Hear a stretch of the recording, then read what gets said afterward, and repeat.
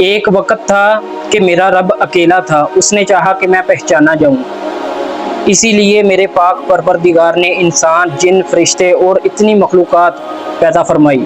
قربان جاؤں اس اللہ تعالیٰ رب العزت کی ذات پر جس نے مجھے اور آپ کو انسان بنایا۔ حالانکہ اگر اللہ تعالیٰ چاہتا کہ مجھے یا پھر آپ کو گٹر کا کیڑا یا پھر کتا یا پھر چوہا بنا دیتا، ہماری کیا اوقات تھی؟ ہمیں کوئی بھی پاؤں کے نیچے کچل کر چلا جاتا، یا ہمیں کوئی دور دور کہہ کے وٹا مارتا اور ہم چینچی کرتے ہوئے دم دبا کر بھاگ جاتے۔ اے لوگو، اللہ تعالیٰ کا سب سے پہلا احسان مانو کہ اس نے مجھے اور آپ کو انسان بنایا۔ اشرف المخلوقات انسان، اشرف المخلوقات۔ ہم پر اللہ تعالیٰ کا دوسرا احسان کہ اس نے ہمیں صحت اور تندرستی اور مکمل اعضاء پورے کر کے ہمیں اس دنیا میں بھیجا۔ آنکھ، کان، ناک، ہاتھ، پاؤں، سر، سینہ، بازو وغیرہ وغیرہ۔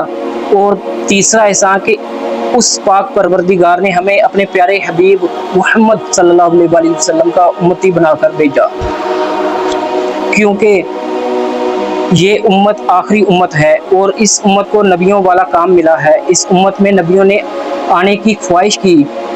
یہ ایسی امت ہے جسے اللہ تعالیٰ نے بہترین امت کا خطاب دیا ہے۔ اس امت میں ایسے لوگ ہوں گے جو خالص اللہ تعالیٰ کی طرف بلانے والے ہوں گے، اور اس میں ان کا کوئی فائدہ مطلوب نہ ہوگا سوائے اس کے کہ اللہ تعالیٰ سے صلہ مانگتے ہیں اور کہتے ہیں کہ صرف اللہ تعالیٰ کی عبادت کرو، شرک سے پاک ہو کر وہ تمہارے سب کام سنوار دے گا اور تمہیں روزی عطا کرے گا، اور توبہ کرو گے تو وہ تمہارے قصور معاف کر دے گا، بے شک وہ بڑا معاف کرنے والا اور بہت غفور و رحیم ہے۔ اے لوگو، چوتھا احسان، اللہ تعالیٰ نے تمہیں قرآن پاک جیسی دولت سے نوازا جو سراپا ہدایت ہے پوری انسانیت کے لیے، جس میں نور ہے اور جس میں شفا ہے۔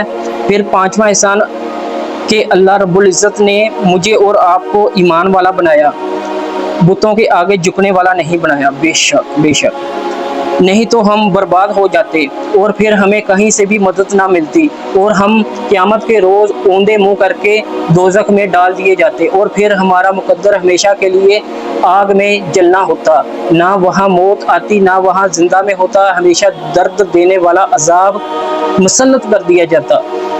اے لوگو، ان پانچ بڑے بڑے احسانوں کو یاد کرو، اور میں بھی اللہ تعالیٰ کا احسان یاد کروں جو اللہ تعالیٰ نے ہم پر کیے ہیں۔ بے شک بے شک۔ نمبر 1 اشرف المخلوقات، نمبر 2 صحت اور تندرستی، نمبر 3 مکمل اعضاء، نمبر 3 اپنے پیارے حبیب محمد صلی اللہ علیہ وسلم کا امتی بنایا اور آخری امت میں بھیجا، اور چہارم چیز قرآن پاک جیسی عظیم دولت سے نوازا، اور 5 ایمان والا بنایا اور بتوں کے سامنے جھکنے والا نہیں بنایا۔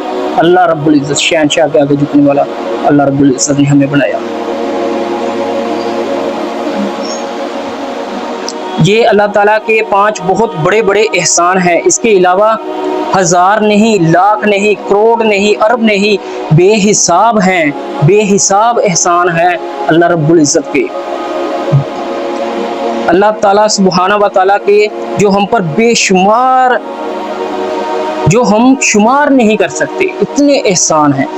اور جو شخص اللہ تعالیٰ سے ملنے کی امید رکھتا ہے وہ یہ احسان یاد رکھے اور ہر وقت اللہ تعالیٰ کا شکر ادا کرے، اور جو شخص جنت میں جانا چاہتا ہے وہ اللہ تعالیٰ کے ان 5 احسانوں کو دوسرے لوگوں کو بتائے، انہیں سمجھائے کہ یہ احسان اللہ تعالیٰ کے بہت بڑے ہیں ہم پر۔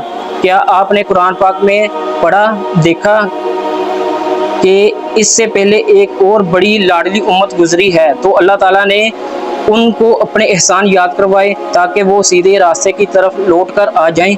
اسی لیے آپ نے اور میں نے یہ اللہ تعالیٰ کے احسان یاد رکھنے ہیں انشاءاللہ تعالیٰ، اور لوگوں کو بھی سمجھانا ہے۔ اے لوگو، اللہ تعالیٰ سے ڈرو اور بات سیدھی کہا کرو، وہ تمہارے سب کام سنوار دے گا۔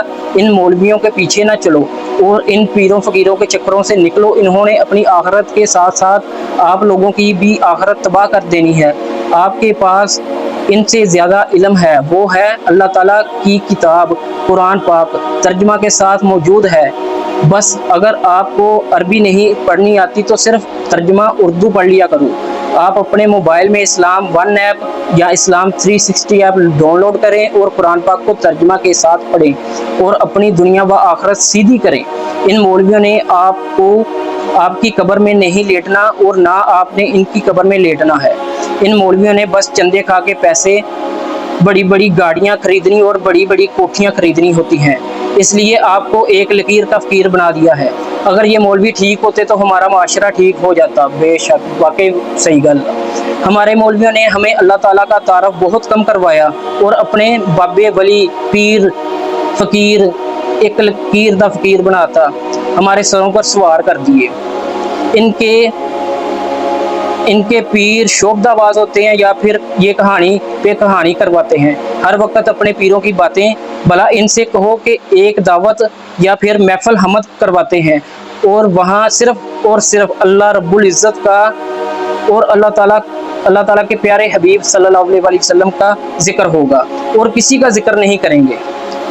मुसलसल 6 घंटे के लिए महफल होगी और फिर तुम देखोगे कि वो वहाँ पर ये मौलवी कभी नहीं आके बैठेंगे, क्योंकि अरशाद बारी ताला है कि जब अकेले अल्लाह रब्बुल इज़्ज़त का जिक्र किया जाता है तो इनके दिल घुट जाते हैं और जब इनके बनाए हुए शरीकों का जिक्र हो तो इनके दिल खुश हो जाते हैं। ऐ लोगों, अल्लाह ताला की बात सच्ची है या इन मौलवियों की? बेशक अल्लाह ताला की बात सच्ची है, बेशक अल्लाह ताला की बात सच्ची है। अगर आपको यकीन ना आए तो आजमा कर देख लो। चलो फिर आजमाते हैं। अपने मोहल्ले में एक महफिल हमदो नात करके देखो और इन मौलवियों को बुलाओ और इन्हें स्टेज पर बिठाओ, इनकी इज्जत और इनका एहतराम करो और कहो कि आज के दिन सिर्फ अल्लाह ताला रब्बुल इज़्ज़त की तारीफ करनी है और माइक इनके हाथ में दे दो और कहो कि जितनी व्हील पहले होती थी उससे ज़्यादा होगी, लेकिन सिर्फ अल्लाह ताला की तारीफ और नबी पाक सल्लल्लाहु अलैहि वसल्लम की शान बयान करनी है, सिर्फ 6 घंटे। फिर देखो ये मौलवी ऐसा करते हैं या नहीं। वाकई गल्लां ते बड़ियां खरियां ते सच्चियां लिखियां वा, एक बारी आजमा के देखो। वैसे 6 घंटे की महफिल कराओ, हमदो नात, उत्थे सिर्फ अल्लाह रब्बुल इज़्ज़त दा जिक्र होवे और नबी पाक सल्लल्लाहु अलैहि वसल्लम दे नातिया शार पढ़े जान। फिर देखो ये मौलवी टिकदे या नहीं। इत्थे पता चल जाएगा कि जब अल्लाह रब्बुल इज़्ज़त दा जिक्र हुंदा खालस, इन्हां दे दिल फिर घुटदे आ। इत्थे दुध दा दुध ते पानी दा पानी हो जाएगा। कराओ फिर महफिल, हमदो नात, मिलाद, जो भी कराना हुण कराओ, लग जाएगा पता। चुक दो फटे। अल्लाह हाफिज़।